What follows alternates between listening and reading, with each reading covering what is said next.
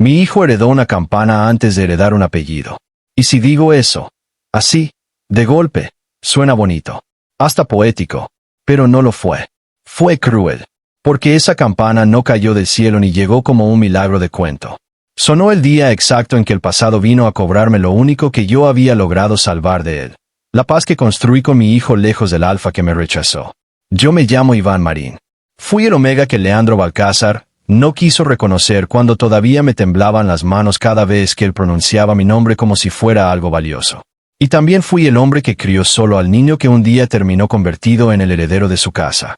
No por generosidad de Leandro. No porque él despertara tarde y decidiera hacer lo correcto. No, mi hijo se volvió heredero a pesar de él. A pesar de su apellido. A pesar de todo ese mundo elegante que una vez me miró como si yo fuera una mancha en una mesa demasiado fina. Todavía recuerdo el olor del salón de mareas el día que me rompieron la vida. Metal pulido. Vino blanco. Madera vieja barnizada con dinero. Las casas alfa del puerto de Liria hacían ahí sus cenas de invierno, sus pactos, sus matrimonios, sus anuncios, sus maniobras para seguir llamando tradición a lo que en realidad era control. Yo trabajaba en la casa Balcázar restaurando cartas náuticas antiguas y partituras de señal marítima. Sí, partituras. En Liria, antes de que los radios y las torres modernas volvieran todo más rápido, las familias del puerto usaban campanas afinadas para mandar avisos entre niebla, corrientes y acantilados. Cada casa tenía un patrón distinto, un timbre de linaje. Los Balcázar estaban obsesionados con eso. Decían que su sangre sabía escuchar lo que los demás no. Mentira. Lo que sabían escuchar era su propio ego. Yo entré ahí por mis manos, no por mi apellido. Sabía restaurar papel ahogado por sal. Sabía leer tinta corrida. Sabía devolverle respiración a mapas que otros daban por muertos. Y Leandro empezó a bajar al archivo con cualquier excusa estúpida, que si faltaba una copia del inventario, que si el abuelo quería la carta del faro viejo, que si el libro de campanas no aparecía. Mentía horrible. Y aún así yo me enamoré. Porque el problema nunca fue que él no supiera mirarme. El problema fue que solo supo hacerlo cuando nadie más estaba viendo. En privado era otro. Más humano. Más cansado. Más hambriento de ternura de lo que le gustaba admitir. Me preguntaba por las manos, por el papel, por la sal, porque yo decía que los mapas viejos también tenían cicatrices. Se quedaba escuchándome explicar cómo una partitura de campana no solo marcaba notas, sino clima, urgencia, miedo. A veces se sentaba a mi lado sin hablar, y yo sentía que el mundo dejaba de empujarme durante un rato. La primera vez que me besó fue en el cuarto de secado, entre hojas tendidas y hilos de lino. La segunda vez ya no pude fingir que aquello era una imprudencia pasajera. La tercera, empecé a creer que quizás sí existían los alfas capaces de elegir amor sobre prestigio. ¡Qué idiota era! La noche del salón de mareas, Leandro me pidió que subiera después del servicio. Yo pensé que por fin lo iba a decir. No públicamente como una locura, no delante de todos como un acto heroico, pero al menos y delante de su madre, de sus tíos, de esa gente que lo trataba como si fuera una extensión de la casa, y no un hombre. Subí con el pulso hecho trizas. Traía una camisa azul muy sencilla y las manos todavía manchadas de tinta. Ni siquiera tuve tiempo de limpiarme bien. Cuando entré, la conversación bajó apenas. Eso siempre pasa cuando los ricos quieren hacerte sentir que ya te notaron demasiado. Leandro estaba al centro, junto a su madre. Y del otro lado estaba Nerea Sobal. Una alfa de apellido impecable, sonrisa tranquila y ojos de mujer criada para ganar sin despeinarse. En cuanto la vi entendí. No todo. Lo suficiente. La madre de Leandro levantó su copa. Aprovecharemos esta reunión para poner fin a ciertos rumores impropios, dijo, y para anunciar el compromiso de mi hijo con la casa Sobal. Sentí que algo se me apagaba por dentro. No de golpe. Más bien como una lámpara sin aceite. Leandro me miró. Y esa mirada, esa maldita mirada, no fue de crueldad. Fue peor. Fue de debilidad. De alguien que ya había cedido y todavía esperaba que tú le facilitaras la cobardía. Yo no dije nada. No lloré. No armé escena. No le regalé el espectáculo de mi humillación. Pero él sí habló. También quiero dejar claro, dijo con voz firme, que el omega que trabaja en nuestro archivo jamás ha representado nada más que una función temporal dentro de esta casa. El omega que trabaja en nuestro archivo. Ni siquiera Iván. Ni siquiera él. Eso bastó para convertirme en objeto. No recuerdo salir del salón. Recuerdo bajar las escaleras sin sentir los pies. Recuerdo el mar negro afuera. Recuerdo vomitar detrás del cobertizo de redes y luego quedarme doblado sobre mí mismo, intentando respirar. 2 semanas después supe que estaba embarazado. No lo dudé ni un día. Me fui. No por drama. No por orgullo. Me fui porque entendí una verdad que me tardó demasiado aceptar. Un hombre puede desearte sinceramente y aún así dejar que el mundo te destruya para no pagar el precio de defenderte. Y yo no iba a criar a mi hijo dentro de ese precio. Terminé en San Jerónimo del Mar, un puerto más pequeño, más humilde, más terco y mucho más decente que Liria. Llegué con una maleta, 3 herramientas finas, un cuaderno de partituras y náuseas constantes. La vieja Aurelia, que había sido campanera del faro antes de que el ayuntamiento la jubilara a empujones, me rentó el cuarto de atrás de su casa. Si sabes coser velas, lijar madera y no te espantas del viento, te quedas, me dijo. Me quedé. Aprendí a remendar redes, a afinar campanas chicas, a barnizar remos, a administrar cada moneda. Parí a mi hijo una madrugada de lluvia, agarrado a la mano huesuda de Aurelia y jurando entre dientes que si sobrevivíamos, jamás iba a permitir que alguien lo hiciera sentir accidental. Lo nombré Elías, porque sonaba a viento que no se rompe. Y durante 7 años fuimos eso, viento que no se rompe. Él creció entre cuerdas, gaviotas, harina, óxido y música de metal. Porque sí, las campanas también tienen música si uno sabe escuchar. Elías tenía un oído raro, precioso, de esos que no se enseñan. A los 4 años ya distinguía cuando una campana estaba rajada, no por el golpe, sino por la humedad. A los 5 podía repetir el patrón del faro viejo golpeando cucharas sobre la mesa. A los 6 me corrigió una vez frente a todo el taller porque, según él, esa nota no pide auxilio, pide paciencia. Yo me reí. Aurelia lloró. Y los dos supimos lo mismo sin decirlo. Ese niño había nacido para escuchar algo que el resto ya había olvidado. Nunca le hablé de Leandro. No lo convertí en monstruo, pero tampoco en ausencia romántica. Cuando Elías preguntaba por su otro origen, yo le decía la verdad que podía cargar a su edad. Vienes de mí, del mar, y de un hombre que no supo quedarse. Él aceptaba eso como aceptan los niños las verdades incompletas, guardándolas en un cajón hasta que un día necesiten abrirlo. Todo cambió el día del Festival de Niebla. Cada otoño los puertos chicos de la costa llevaban al Museo Marítimo de Liria una pieza restaurada, una melodía antigua o una técnica vieja para competir por fondos de conservación. Aurelia me obligó a presentar el trabajo de Elías, aunque yo no quería volver a pisar esa ciudad. No vayas por ellos, me dijo. Ve por el niño. Así que fuimos. Elías presentó algo que a mí me parecía demasiado sencillo para llamar la atención de los grandes señores del museo. Reconstruyó, a partir de fragmentos rotos y registros parciales, el patrón sonoro de una campana de tormenta que nadie había logrado afinar en décadas. No era un dibujo bonito, ni un drama sentimental. Era trabajo fino, oído, memoria. Y cuando mi hijo golpeó por primera vez aquella campana restaurada frente al jurado, pasó algo que nadie esperaba. Las campanas mayores de la sala de archivo respondieron solas. No por magia absurda, por resonancia. Pero una resonancia imposible, exacta, tan perfecta que toda la galería de linajes empezó a vibrar como si el edificio completo hubiera reconocido algo. La gente se quedó inmóvil. Un anciano del Consejo Marítimo se puso de pie tan rápido que casi tiró su silla. ¿Quién es ese niño?, preguntó. Yo sentí frío. Mucho, porque reconocí una de las campanas que había respondido. La campana de marea de la Casa Balcázar. Hay herencias que pasan por la sangre. Y hay otras que, en familias podridas, se disfrazan de rito para seguir controlando a todos. La Casa Balcázar tenía una tradición vieja y casi extinta. El heredero principal no era confirmado solo por nacimiento, sino por reconocimiento sonoro del archivo de mareas. Según ellos, cualquier descendiente directo con oído de mando podía despertar la memoria de las campanas antiguas y ser llamado por ellas. Yo siempre pensé que eso era mito elegante para justificar favoritismos. Hasta que las campanas respondieron a mi hijo.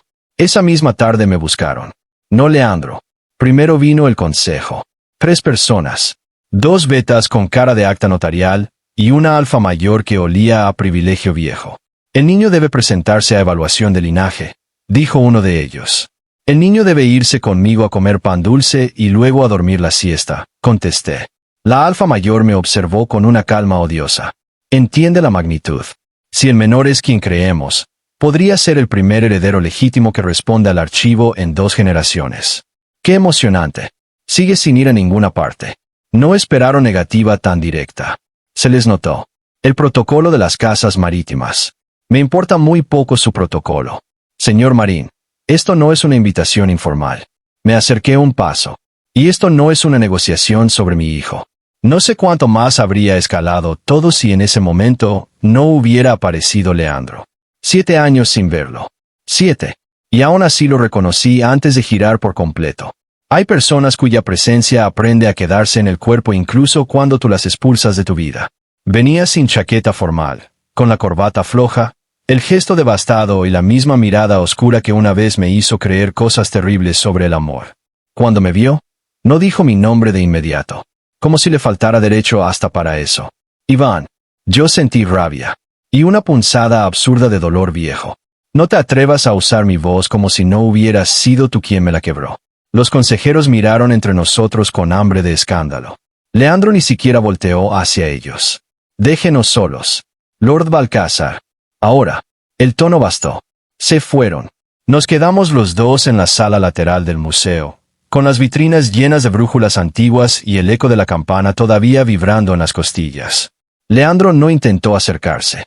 Eso lo agradecí, más de lo que quería admitir. No sabía, dijo al fin. Solté una risa seca. ¡Qué sorpresa! Otra vez no sabías. Le pegó. Bien. Quería que le pegara. Tienes derecho a odiarme. No te emociones. El odio exige más energía de la que mereces. Guardó silencio. Y luego hizo algo que no esperaba. Bajó la cabeza. Vine en cuanto escuché el nombre del niño y vi el registro de edad. Hice cuentas. Demasiado tarde. Sí, pero las hice. Yo apreté la mandíbula. No vas a reclamar nada. No vine a reclamar. Claro que sí. Tu consejo ya intentó hacerlo hace 20 minutos. Mi consejo no es lo mismo que yo. Levanté las cejas. Esa frase te habría servido mucho hace 7 años. Esta vez sí levantó la vista. Le vi cansancio verdadero. No pose. No culpa decorativa. Cansancio de hombre que se pasó demasiado tiempo obedeciendo estructuras y ahora está pagando la cuenta. Tienes razón. Odié que sonara tan honesto. No me digas eso como si fuera llave maestra. Le escupí. No te limpia. No intento limpiarme. Entonces, ¿qué quieres? Miró hacia la sala principal, donde mi hijo seguramente seguía comiéndose una concha de vainilla sin imaginar que su vida acababa de enredarse con un apellido que yo había pasado años evitando. Quiero impedir que te lo quiten. Eso me dejó inmóvil. ¿Qué? Leandro respiró hondo. La campana de marea no respondió por casualidad. El consejo lo va a tratar como reclamación de linaje. Si validan que Elías es mi hijo, según el estatuto viejo pueden forzar su incorporación como sucesor educado por la casa. Se me vació el cuerpo. No, yo tampoco quiero eso. No, Leandro, no entiendes. No van a acercarse a él. No van a usar palabras bonitas. No van a incorporarlo. No van a tocar una sola hora de su vida. Mi voz ya estaba temblando. Él asintió despacio. Por eso vine antes de que subieran el caso a pleno consejo. Hay una forma de frenarlo, pero necesito que me escuches sin irte. Tenía derecho a irme. Tenía derecho a dejarlo hablando solo. Pero en ese momento ya no estaba decidiendo por mi orgullo. Estaba decidiendo por Elías. Así que me quedé. Leandro me explicó todo. Su madre había muerto el año anterior. Nerea Sobal nunca llegó a casarse con él. El compromiso se rompió a los meses, no por amor a mí, sino por guerra interna entre casas. Leandro terminó quedándose como cabeza provisional de los Balcázar, pero jamás logró activar el archivo de mareas. Para su familia eso era una vergüenza privada. Necesitaban heredero. Un heredero verdadero, ritual, indiscutible. Y entonces apareció mi hijo. No por búsqueda, no por romance, no por destino barato, por talento, por oído, por esa cosa rara e irrefutable que lo hacía escuchar el metal como si le hablara. Si el consejo lo confirma, dijo Leandro, van a intentar traerlo a Liria. Educación, protocolo, entrenamiento, apariencias. Dirán que es por deber. Sobre mi cadáver. Sí, ese sí me desarmó un segundo. Hay una cláusula más antigua, continuó. Si el heredero es menor de edad, el padre de crianza puede reclamar custodio de formación, siempre y cuando el heredero no resida en la casa principal y el alfa titular renuncie a toda autoridad doméstica sobre él. Lo miré fijo. ¿Estás diciendo que renunciarías? Ya llené el documento. Mi corazón dio un golpe rarísimo. No de perdón, ni de amor, de incredulidad. No te creo. Sacó de su portafolio una carpeta azul. La abrió. Ahí estaba. Su firma. El sello de la casa. La renuncia a potestad doméstica, tutela educativa y derecho de residencia forzada sobre cualquier descendiente reconocido fuera de unión formal. Lo leí 3 veces. ¿Por qué? Pregunté, casi en un susurro.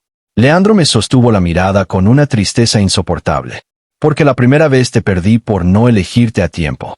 Y no voy a convertir a nuestro hijo en la segunda persona que sacrifico por el apellido. Nuestro hijo. No mi heredero. No el niño. Nuestro hijo. Y de pronto me odié un poco a mí mismo por sentir que esa diferencia importaba. No lo perdoné ese día.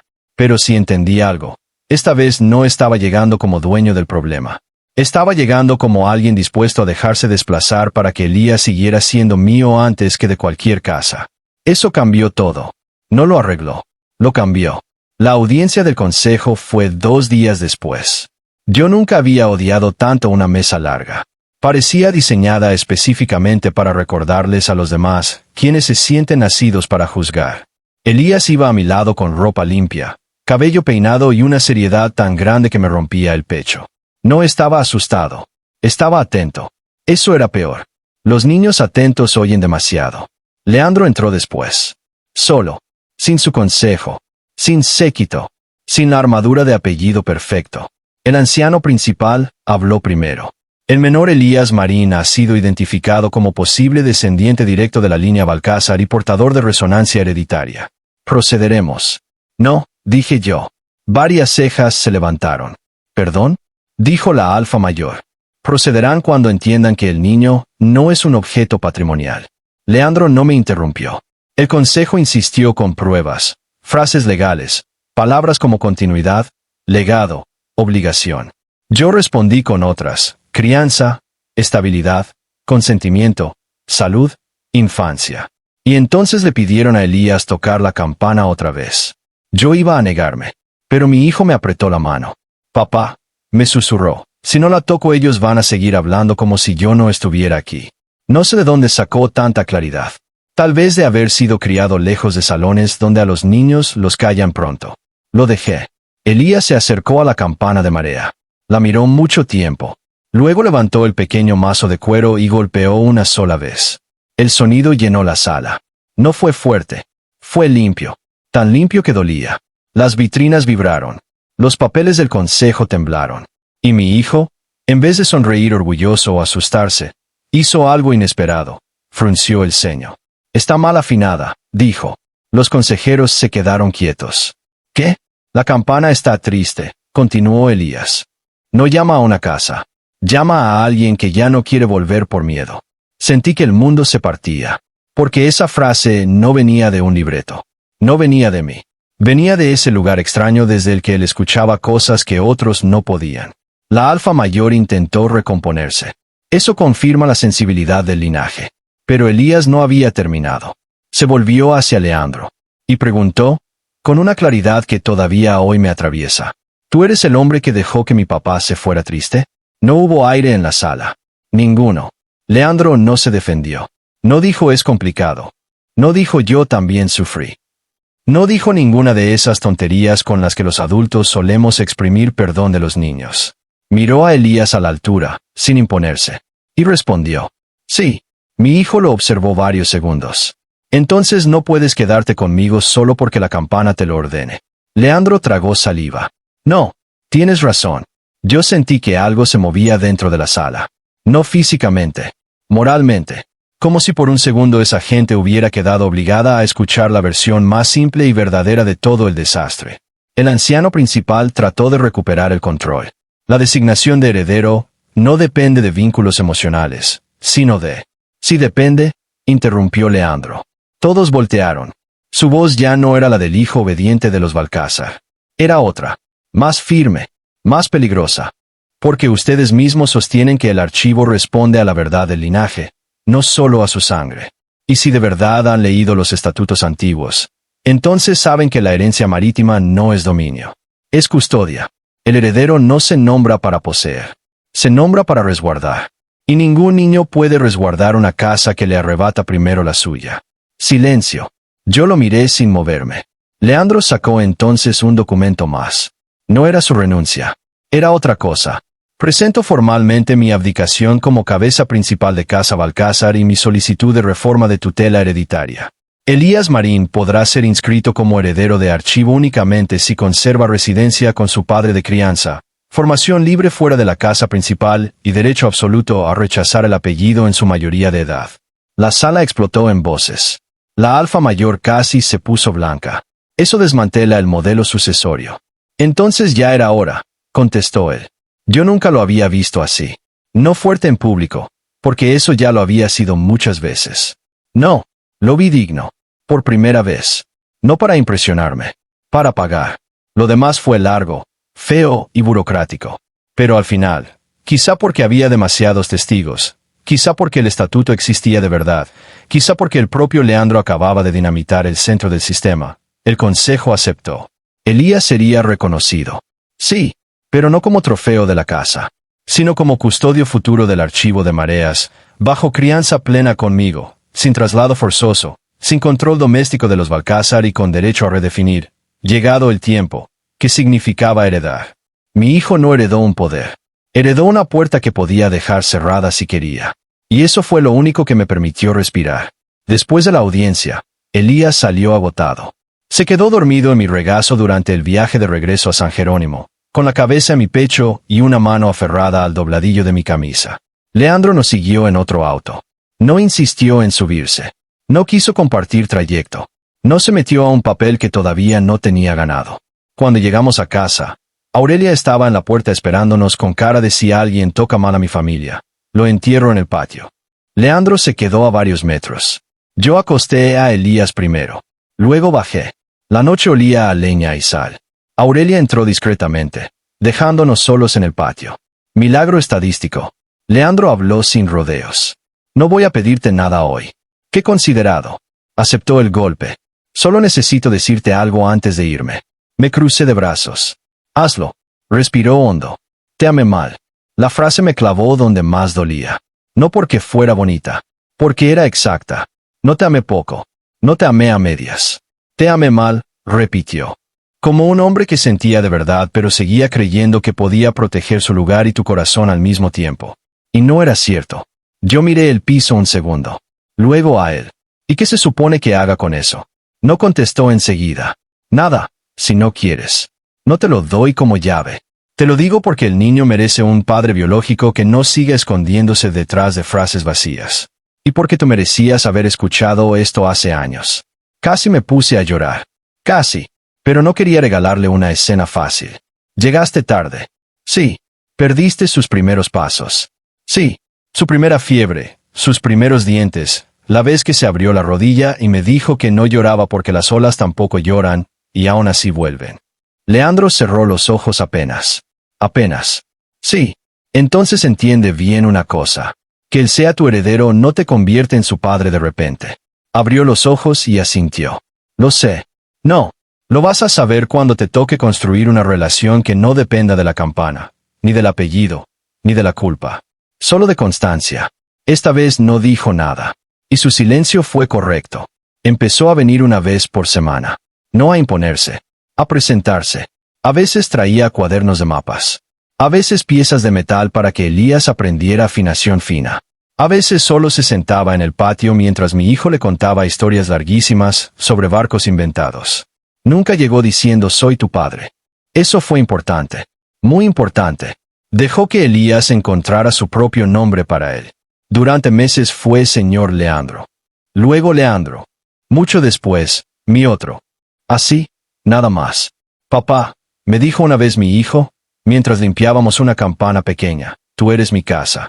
Pero creo que él quiere aprender a ser una ventana. Me reí y lloré al mismo tiempo. Porque esa frase también era exacta. Leandro nunca intentó quitarme el centro. Y quizá por eso, con el tiempo, Dejó de darme miedo verlo cerca. No voy a mentir. Volver a quererlo fue horrible. No romántico. No dulce. Horrible. Porque una parte de mí seguía viviendo en el salón de mareas. Seguía oyendo aquella frase donde me redujo a función temporal. Seguía recordando que el dolor más serio de mi vida llevaba su voz. Pero otra parte, la de ahora, la del hombre que había criado a un niño sin pedir permiso al mundo, veía lo que estaba haciendo en presente. Y en presente, Leandro no reclamaba, no mandaba, no exigía, no compraba ternura con culpa. Trabajaba, venía, escuchaba, aguantaba mis desplantes cuando me alcanzaba un recuerdo malo. Aceptaba que Elías me eligiera a mí primero siempre. Y poco a poco fui entendiendo algo que me dio mucha rabia por lo cierto que era. Las segundas oportunidades no empiezan cuando el que dañó llora. Empiezan cuando aprende a quedarse sin garantía de absolución. La primera vez que dejé que me tocara de nuevo fue un invierno después, cuando se fue la luz en medio de una tormenta y las campanas del puerto chico empezaron a sonar por el viento cruzado. Elías dormía arriba. Yo estaba en la cocina intentando cerrar una ventana atorada. Leandro vino a ayudar. Nuestras manos se rozaron. Y no retiré la mía. Él tampoco avanzó más de la cuenta. Solo esperó. Entonces lo miré y le dije la única verdad que podía darle. Todavía me duele cuando te recuerdo antes. Su voz salió baja. A mí también me duele quién fui. No uses eso para dar lástima. No lo hago. Solo te digo que ya no quiero amar desde el mismo lugar. No sé si lo besé para perdonarlo. Creo que no. Lo besé porque por primera vez en muchos años sentí que podía elegir sin traicionarme. Fue un beso breve. Cansado. Adulto. Sin fantasía. Cuando nos separamos, Leandro apoyó la frente en la mía y murmuró: gracias por no dejar que la culpa fingiera ser amor. Yo cerré los ojos. Gracias por haber aprendido la diferencia. Hoy Elías tiene 8 años. Sigue oyendo cosas raras en las campanas. Sigue diciendo que algunas cucharas saben a lunes y que los mapas merecen caricias suaves al doblarse. A veces viaja a Liria a revisar el archivo de mareas, pero vuelve a dormir a casa. Siempre a casa, porque eso quedó escrito en piedra y en ley. Ningún heredero vale más que la infancia que le costó formarlo. La casa Balcázar ya no es lo que era. Leandro la cambió. Yo también, aunque nunca quise pertenecerle. Y mi hijo más que nadie. Porque al final el verdadero golpe no fue que la campana lo nombrara heredero. Fue que él, siendo tan pequeño, obligara a una casa entera a entender que heredar no significa poseer. Significa cuidar. Y quizá por eso esta historia sí merece ser contada. No como fantasía de venganza. No como mira cómo volvió arrastrándose. No como el alfa perdió y el omega ganó en un sentido barato. No, esto fue más difícil. Yo fui rechazado por el hombre que amaba. Sí, pero el niño que crié con mis manos terminó convertido en el heredero que esa misma casa no pudo fabricar sola. No porque llevara la sangre correcta, sino porque tuvo el oído, el corazón y la libertad que yo protegí para él cuando me fui. Y si me preguntas qué heredó realmente de Leandro, te diría algo incómodo. No heredó su apellido, ni su poder, ni su culpa. Heredó la posibilidad de que un hombre aprenda tarde a no repetir la misma cobardía. Lo demás, todo lo demás, se lo di yo. Remate final para VoiceOver. Él me rechazó cuando yo todavía creía que el amor bastaba para ser elegido. Pero mi hijo creció lejos de esa mentira. Y por eso, cuando el mundo quiso convertirlo en heredero de una casa rota, no se dejó tragar por el apellido. La obligó a cambiar. A veces pienso que eso fue lo más justo. Que el alfa que no supo defenderme terminara viendo como el niño que yo crié solo se convertía en el futuro que su casa necesitaba, pero en sus propios términos. No en los de ellos. En los nuestros.